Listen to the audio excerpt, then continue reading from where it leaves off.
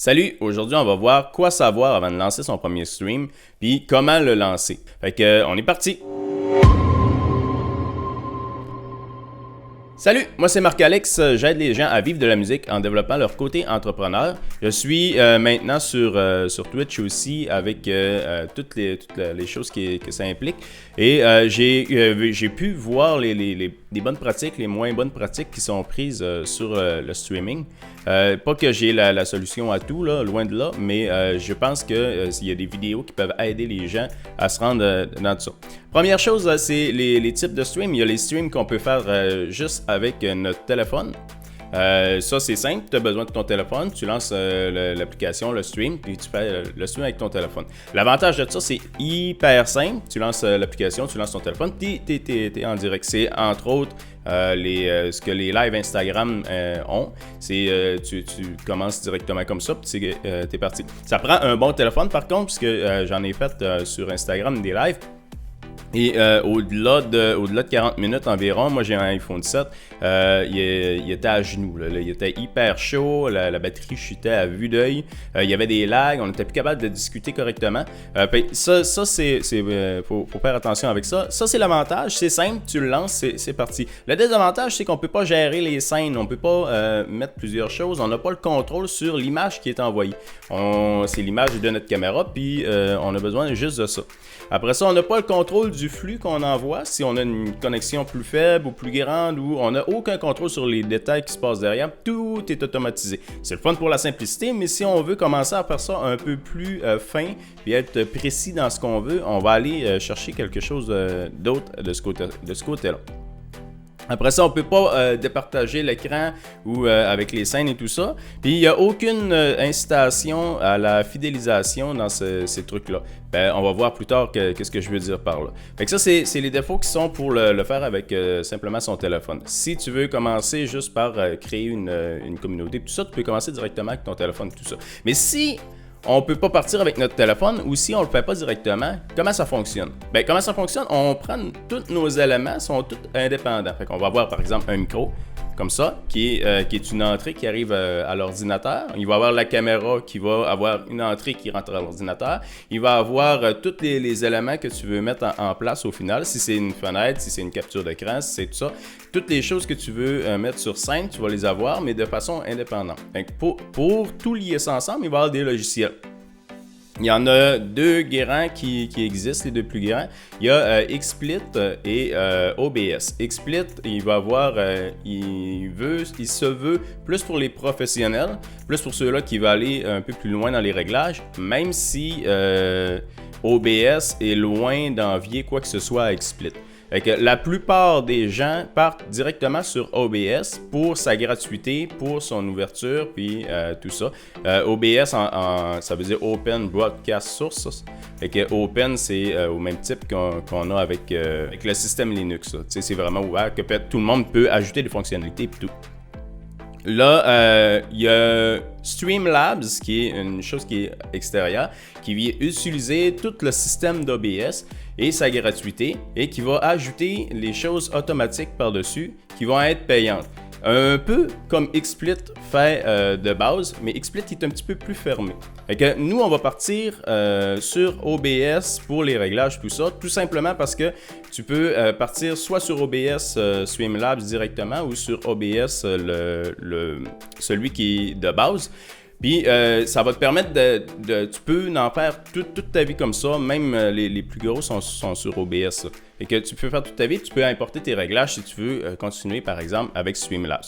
Moi j'ai commencé directement avec Streamlabs parce qu'il y a beaucoup d'outils qui rendent les choses plus faciles puis qui rend tout plus professionnel, puis moi je voulais projeter une image qui paraissait bien en partant et pas avoir juste un petit coin ou une petite affaire sur les choses. Fait que ça c'est pour les logiciels qui sont utilisés. Ces logiciels-là, on va les utiliser pour toutes les plateformes qui ont une clé de streaming.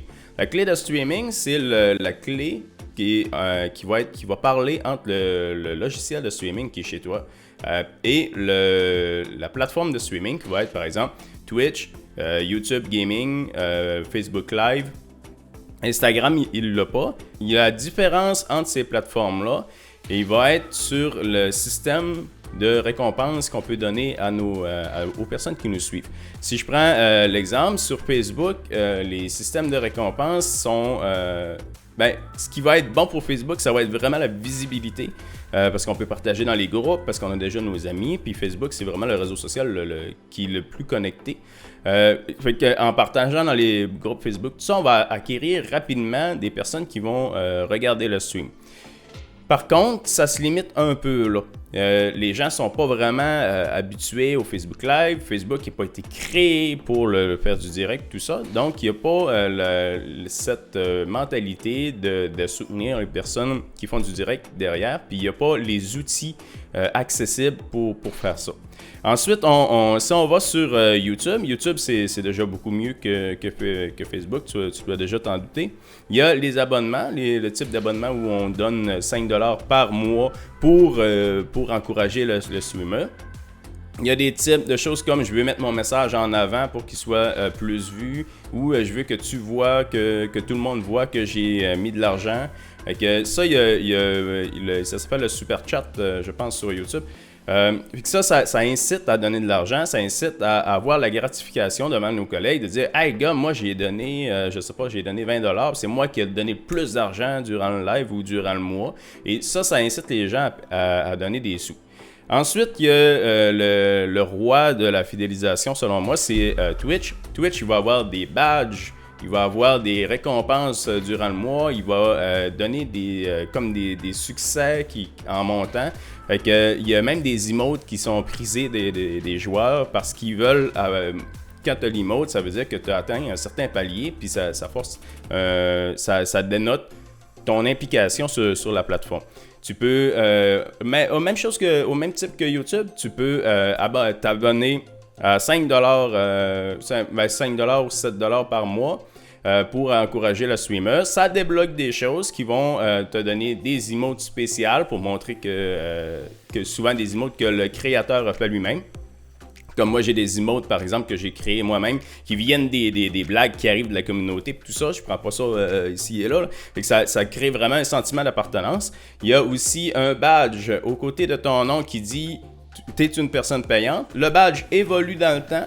Ça, c'est tout le créateur qui fait ça. C'est tout le créateur qui dit qui est un badge. Moi, c'est un espèce de badge de sergent parce que j'ai un modérateur automatique qui s'appelle Sergent Calista. Et j'ai continué dans cette optique-là. Et que là, j'ai un badge de sergent, un badge de caporal ou un badge. En tout cas, je ne sais pas les titres, mais en tout cas, 2 lignes, 3 lignes avec le petit. En tout cas, tu vois le bref.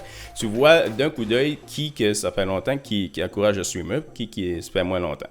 Même chose avec, il y a un système de bits, c'est comme une monnaie dans Twitch. Ce système de bits-là va arriver, puis ça va apparaître, tout ça. Si tu connais un peu la plateforme, tu reconnais les choses-là. Ces petites choses-là qui encouragent les gens à s'impliquer, puis à envoyer de l'argent, c'est important quand on se lance là-dedans, parce que si on va voir 500 personnes qui sont sur un direct sur Facebook, vont être moins payantes que, par exemple, 100 personnes qui vont être sur Twitch tout le temps. Ça, c'est garanti. Donc, on a le choix des plateformes comme ça. Là, j'ai tout de suite exclu Instagram, TikTok Live, c'est lequel autre qui ont des directs. Eux, ils se font juste sur téléphone. Il n'y a pas de clé pour Insta, c'est pas fait pour ça, ils sont vraiment construits pour le téléphone. Donc, ils prennent pas naturellement tout le système d'ordinateur avec les clés de streaming, tout ça. Donc, si tu as bien suivi, si on choisit notre plateforme, à chaque fois, il y a un espace créateur qui va nous permettre de bien gérer notre envoi et tout ça. C'est là-dedans que tout va se faire. Je vais aller le chercher pendant que je te parle. Là. C'est là-dedans que tout se fait. Je vais te montrer ici. Ça, c'est celui de Twitch qu'on voit à l'écran en ce moment. Là, on voit, moi, je commence, hein, c'est ce que je disais, tu sais, j'ai 56 followers avec 4 abonnés et tout ça. Là, tu as les informations qu'on peut changer. Il y a les personnes qui discutent ici, les dernières choses qui ont passé. Après ça, les personnes qui discutent, on peut les gérer, c'est-à-dire on peut les faire bannir, on peut tout ça. Fait que ça, c'est grosso modo, c'est ça. À chaque fois dans les systèmes comme ça, où il va y avoir la place des créateurs, tout ça, tu vas avoir un endroit, tu vas avoir une clé de streaming. On va aller, je vais te présenter le logiciel OBS Streamlabs. Je le mets à l'écran pour l'instant. Là, ça ressemble à ça. Là, ça fait un effet infini parce que je suis en train de filmer ce qu'il filme puis qu'il me montre ce qu'il filme. En tout cas, tu vois le principe. Et on a l'endroit où on voit tout le logiciel avec ce qu'on affiche à l'écran en direct. On a cette chose-là. Là, moi, je suis derrière. Après ça, on a des scènes, puis c'est un peu comme Photoshop, si tu connais, on va créer des sources, puis dans ces sources-là, on va les ajouter. J'ai intégré mon micro qui est sur le côté ici, comme ça il est commun à toutes mes scènes. Si je fais une présentation rapide, là, ici on a les scènes, c'est-à-dire qu'on va passer d'une scène à l'autre. Par exemple, là ici on est pour discuter, là ici on va regarder quelque chose, je sais pas moi, une vidéo, quelque chose comme ça. Après ça, si je suis en partie, toutes ces espèces de petites choses-là, c'est toutes des overlays. Si je prends ma caméra, par exemple, que je la tasse, ça c'est un petit cadre qui est par-dessus la caméra. Ça c'est la caméra qui vient avec. Tu vois le lien. Et que c'est vraiment le même type que Photoshop. Puis ça sont ici, vraiment dans l'ordre. Ça veut dire que si je mets quelque chose par-dessus l'autre, si par exemple je prends ma caméra, puis que je vais la mettre en dessous là, ben là si je la mets au-dessus du social pattern, je vais être au-dessus. C'est tout. C'est aussi simple que ça. Pour ajouter des sources, si on retourne dans notre nouvelle scène que j'avais créée pour ça, on va faire le petit plus, puis là on va avoir les sources qu'on peut mettre sur la scène. Ces sources-là, on a les types images. Le type image, il peut être pris dans ton ordinateur et il peut être aussi sur Internet dans un lien. Puis il va toujours aller le chercher, tu n'es pas obligé d'ouvrir Internet il va toujours aller chercher le lien directement. Source de navigateur, sur le navigateur, tu vas avoir, ça peut être un lien, ça peut être même chose que ce que je disais, on peut rogner aussi, je vais l'expliquer tantôt. Diaporama d'image pour toutes les images du fil, capture d'écran, il va prendre l'écran au complet. Moi j'essaie de l'utiliser le moins possible. Parce que j'ai peur des fois qu'il y a des informations sensibles que je ne vois pas en direct qui peuvent passer. Puis rien de plus malheureux qu'une carte de crédit enregistrée à quelque part dans ton programme Nonote il y a des années qui est resté comme ça, puis quelqu'un l'a vu, mais pas toi, ça. Capture de jeu, il y a des touches qu'on peut donner pour les captures de jeu qui sont en plein écran. Tu peux lancer, je sais plus c'est moi j'ai mis mes touches à moi, puis je sais pas c'est lequel de base, mais ça va prendre le jeu en plein écran. Après ça, capture d'entrée audio, c'est comme le micro et tout ça, les sources VLC, les couleurs, fichier multimédia si tu veux mettre carrément un vidéo qui soit en boucle ou non, les textes, les captures de fenêtres, ça c'est quelque chose qu'on utilise beaucoup. Par exemple, si je prends une capture de fenêtre du navigateur qu'on avait tantôt, mais là je vais avoir la fenêtre en tant que telle. Moi j'ai un écran plus large. Alors la fenêtre en tant que telle, je peux redimensionner comme je veux. Je peux aussi rogner. Ça veut dire que, par exemple, si je veux juste le nombre de follow, okay? Le nombre de personnes qui me follow en ce moment, je vais juste rogner en tenant la touche Alt, puis je vais pouvoir aller chercher juste le nombre de followers de cette façon-là. Hop, et hop, puis là j'agrandis, hop, tiens. Puis ça va toujours être comme ça. Il va toujours être là. C'est-à-dire que quand je vais réouvrir, même si je ferme, pas si je ferme ma fenêtre, parce que là c'est une capture de fenêtre, si j'avais voulu autre chose, il aurait fallu que je fasse une capture de navigateur ici, si j'avais voulu que je puisse fermer la fenêtre puis faire ce que je veux de cette façon-là. Pour les réglages, pour lancer ça, on s'en va, par exemple, si ça dépend de ta sortie vidéo que tu veux faire, si tu te mets en 1080 ou tout ça, là moi j'ai mis 1080 30 images secondes parce que de base Twitch il va pas nécessairement donner la possibilité aux gens d'avoir une moins bonne qualité, ce qui vient que des personnes qui peuvent carrément pas écouter le live si on y va trop haut. Ça prend une connexion quand même bonne. Je vais vous montrer les bitrates tantôt. Donc, quand on s'en va dans le stream, maintenant, on peut se connecter directement à notre compte. Moi, je me suis connecté à mon compte. On peut maintenant aller sur Facebook aussi en même temps. La fonctionnalité a pas l'air de fonctionner super bien. Là, j'ai des bugs à chaque fois que À chaque fois que je fais ça, il y a des curiosités qui arrivent. Et c'est ça. Ensuite, ici, si on peut aller sur personnaliser. Personnaliser, on va te donner la clé de stream qui est sélectionnée ici, qu'on va trouver dans notre panneau de réglage. Si on veut y aller de cette façon-là, sinon tu peux juste aller avec les recommandés puis te connecter. Pour les bitrates de sortie, ça c'est quand même important. Ça dépend de la plateforme utilisée. Si on prend Twitch par exemple, on va avoir les niveaux de sortie qui sont recommandés pour si tu enregistres et envoies avec, si tu enregistres, captes avec ta carte NVIDIA ou directement avec ton processeur. Le processeur, la qualité est meilleure.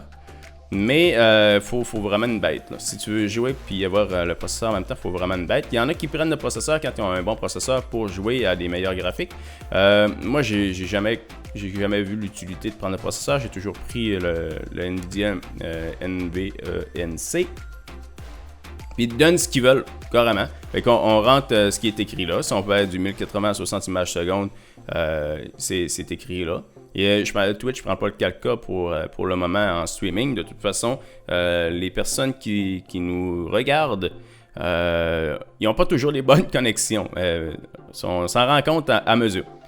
Fait que là, la résolution, le bitrate recommandé pour le 60. Après ça, en constant, ça c'est débit variable ou débit constant. Ils veulent du débit constant.